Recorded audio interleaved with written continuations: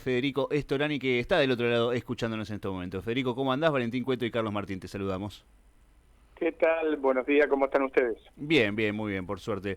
Bueno, Freddy, contanos un poquito a ver cuáles son tus perspectivas sobre lo que se está debatiendo en este momento en el Congreso de la Nación. Sabemos que sos muy crítico a este proyecto de ley, pero ¿cómo la estás viendo?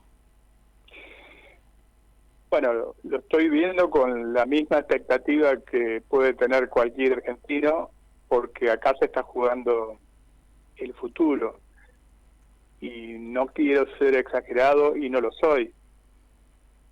Tengo toda la sensación que esta ley es extremadamente mala, la sensación, los fundamentos, la convicción, todo.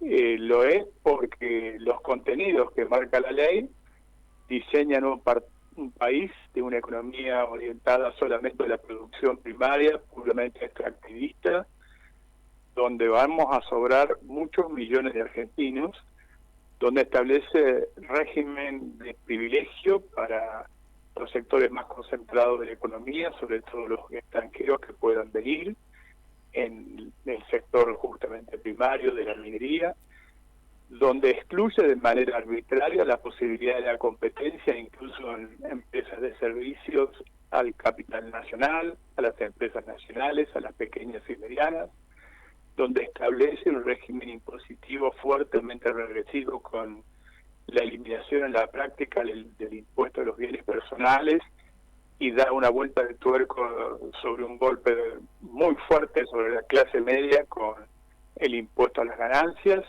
y donde pone en peligro el patrimonio y la soberanía nacional. Así de simple, creo que es una muy mala ley que atenta contra los intereses y contra la sensibilidad popular y contra el patrimonio nacional.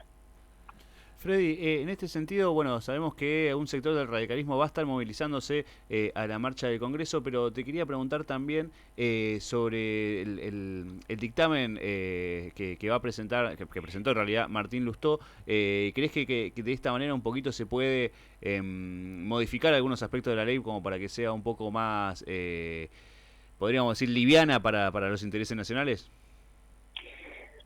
Sí, el dictamen que presenta Martín Lustó tiene algunas cuestiones, por ejemplo, vinculadas al régimen de incentivos de las grandes inversiones, que corrige cosas que son muy malas y distorsionadas, como las que señalé anteriormente, que son en la práctica una entrega, pero tiene muy poca chance de prosperar, esa es la verdad también. La sesión ya ha empezado, el gobierno, con todos los peores vicios que criticaba de la política, ha logrado quórum, bajo sospecha, por ejemplo, que alguna senador o senadora haya recibido incentivos para su presencia y para su voto a cambio de una embajada en la UNESCO, y todo otro tipo de sospechas que se han instalado sobre el Parlamento.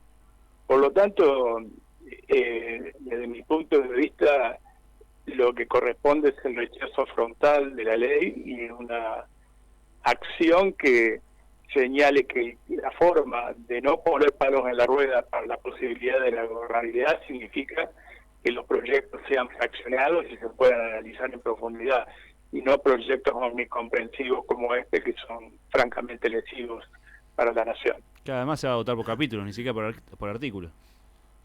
Exactamente, se va a votar, lo que ha decidido la labor parlamentaria es votarlo por capítulo y no por artículo, lo cual en capítulos completos pasan cosas que son muy malas, muy negativas, y que las vamos a ir viendo con el tiempo. Freddy, Carlos Martín te habla. Buen día. Vos sabés que una de las cosas que vemos que a partir de hoy, de cómo se genere esta ley favorablemente, creo que va a haber un punto de inflexión dentro de lo que es el radicalismo, ¿no es cierto? Donde veo que muchos han sido desleales a las ideas del radicalismo, y vemos algunos actores que son secundarios aparentemente, pero inciden profundamente, por ejemplo, el caso de Maxi Abad, donde no tiene una postura que esté muy ligada al pensamiento del radicalismo.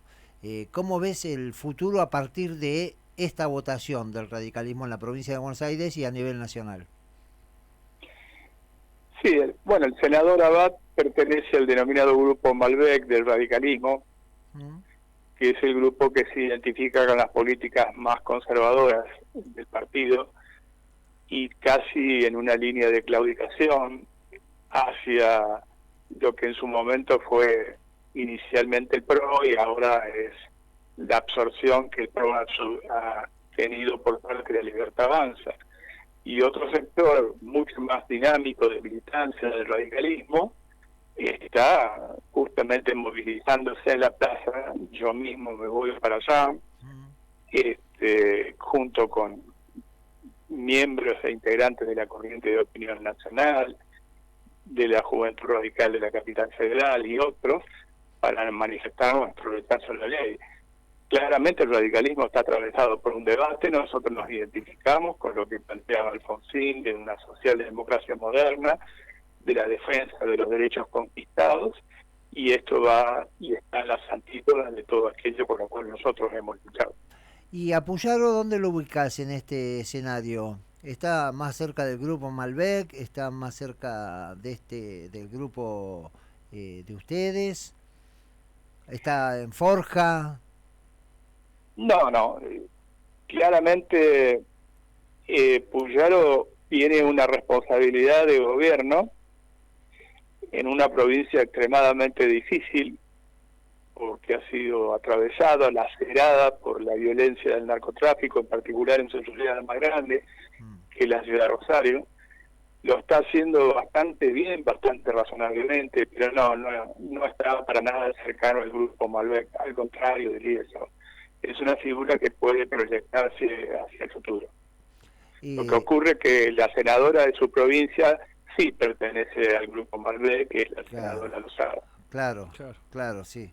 Freddy, igual creo que noto que está tomando mayor preponderancia. Él es un chico que viene de lo que es la Franja Morada, tiene responsabilidad, pero vos en tu momento también tenías responsabilidades también de alto vuelo y sin embargo vos te jugabas bastante, ¿no es cierto? No sé. Sí, por supuesto, nosotros aspiramos a que las posiciones sean más claras, más tajantes. Hay momentos donde no se puede tener ningún tipo de vacilación o de especulación o de duda. Sí. Pero no lo ubico la pregunta que ustedes me hacían en el grupo Malbec ni de cerca. Creo que es un militante, que es una persona comprometida. Mis amigos en la provincia de Santa Fe, la mayoría de ellos integran el gobierno que encabeza Puyaro y son bastante garantías, digamos, de la orientación que tienen. No, y que también Puyaro de alguna manera, y esto nos sirve también para introducirnos en otro debate que te queríamos preguntar también, que de alguna manera está tratando de saltarse, ¿no? La maldita grieta que tenemos en Argentina ya hace bastante tiempo. Has tenido reuniones con Kicillof, obviamente también con el gobierno nacional por una cuestión de gestión, pero de alguna manera creo que está tratando de desmarcarse de esa grieta que nos tenía a todos bastante acorsetados, y también preguntarte en este sentido, bueno, ¿qué es lo que nos queda para adelante? ¿Qué es lo que si sale esta ley o si no sale? ¿Qué es lo que tenemos para adelante? ¿Cuál es el debate que se tiene que dar entre las fuerzas políticas y entre los partidos políticos sobre todo? Bueno, buena reflexión, porque nosotros no llegamos a esta pesadilla que hoy vivimos de Milei por casualidad. Yo creo que hubieron administraciones anteriores que le fueron asfaltando el camino por muy mala gestión y también por falta de ejemplaridad. La política construye su prestigio sobre dos pilares: la ejemplaridad, por un lado, y también por responder a las demandas que la sociedad reclama en cuanto a efectividad de la gestión. Ninguna de estas dos cosas estuvieron. Por lo tanto, yo creo que lo que hay que hacer es barajar y dar de nuevo. ¿En qué sentido? En tomar aquellas vertientes que están muy insertas en la historia argentina, y un pensamiento que abreva en lo que podríamos decir una socialdemocracia moderna, como así también sectores del justicialismo que abrevan en un social cristianismo, bajo el paraguas de lo que en algún momento Alfonsín definía como la posibilidad de un tercer movimiento, que vayan coincidiendo, estableciendo denominadores comunes que puedan convertirse en políticas de Estado.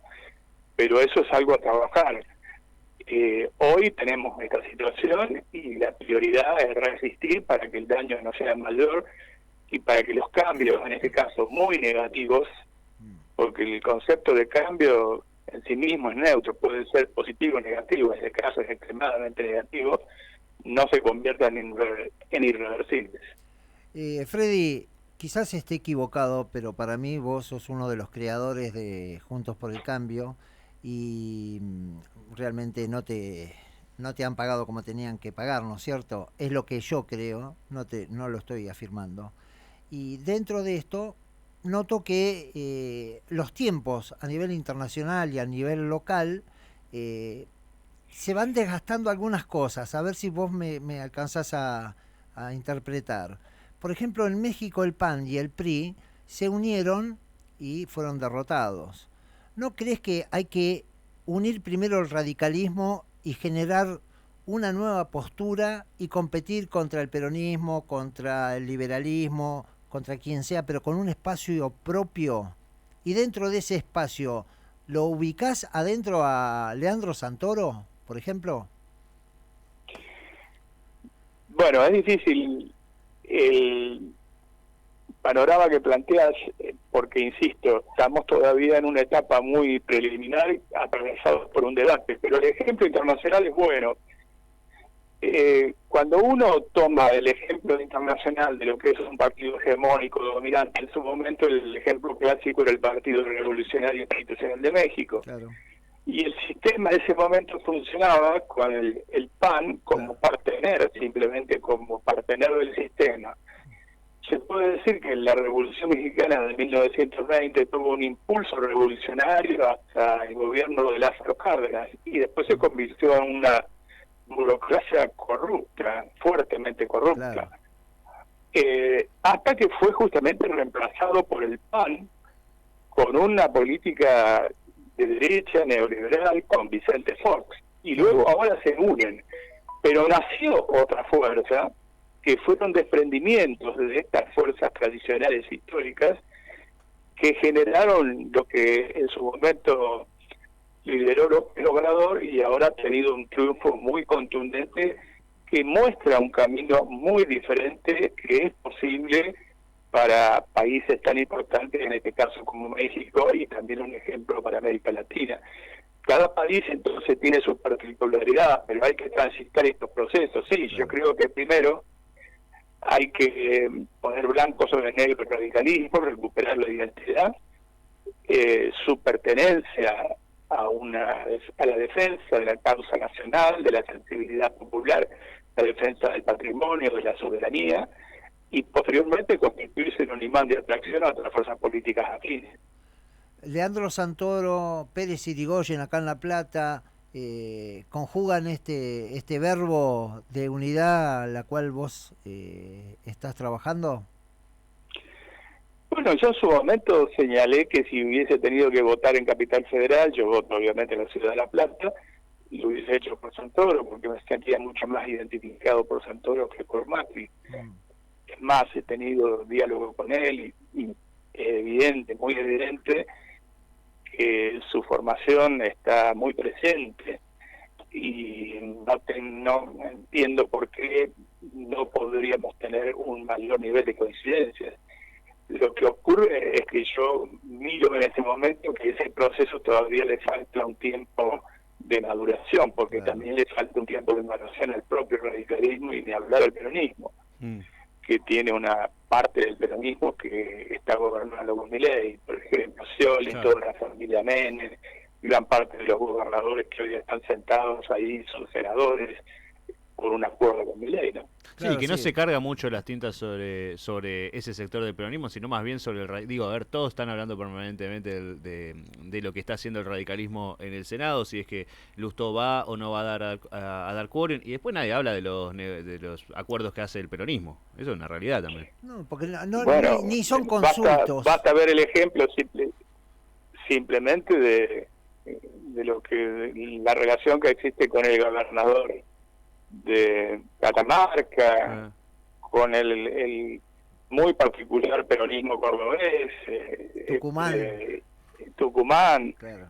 Y bueno, la verdad que que efectivamente a veces se cargan las tintas sobre un histórico partido como el radicalismo, y Claro. yo creo que está bien, que hay que mirarlo, pero lo que fue el antecedente casi sin cambio del modelo que se está ensayando es el menemismo, y el menemismo fue parido por el peronismo, lamentablemente.